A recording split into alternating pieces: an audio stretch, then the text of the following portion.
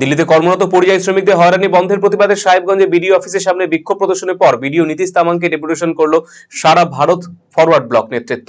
সোমবার বিকেল 3টে নাগাদ সাহেবগঞ্জে দিনহাটা 2 নম্বর ব্লক সমষ্টির উন্নয়ন আধিকারিককে 4 দফা দাবিতে ডেপুটেশন প্রদান করল সারা ভারত ফরওয়ার্ড ব্লক নেতৃত্ব। উপস্থিত ছিলেন সারা ভারত ফরওয়ার্ড ব্লকের জেলা সম্পাদক মণ্ডলীর সদস্য আব্দুর রউফ, পূর্ব লোকাল কমিটির সম্পাদক অজয় রায়, সভাপতি বিকাশ মণ্ডল, লোকাল কমিটির সম্পাদক ইকরামুল হক, আজিবুর শেখ সহ অন্যান্য নেতৃত্ব।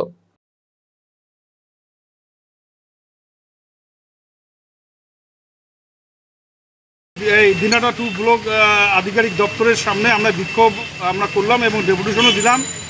আপনারা জানেন ইতিমধ্যেই দিল্লিতে কর্মসন্ধানী বাঙালি শ্রমিক যারা আমাদের দিনহাটা 2 নম্বর ব্লকের প্রায় 35,000 মানুষ দিল্লিতে তার আশপাশ এলাকায় থাকেন, তারা বাংলায় কথা বলেন।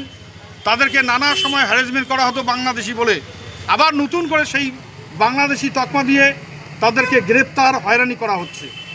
এই নাগরিকদের যাতে হয়রানি না করে দিল্লির পুলিশ, তার দায়িত্ব আমাদের এই রাজ্যের প্রশাসনকে নিতে হবে। রাজ্য সরকারকে যেমন নিতে হবে, এই এলাকার প্রশাসনকেও নিতে হবে। এই দাবি আমরা করি।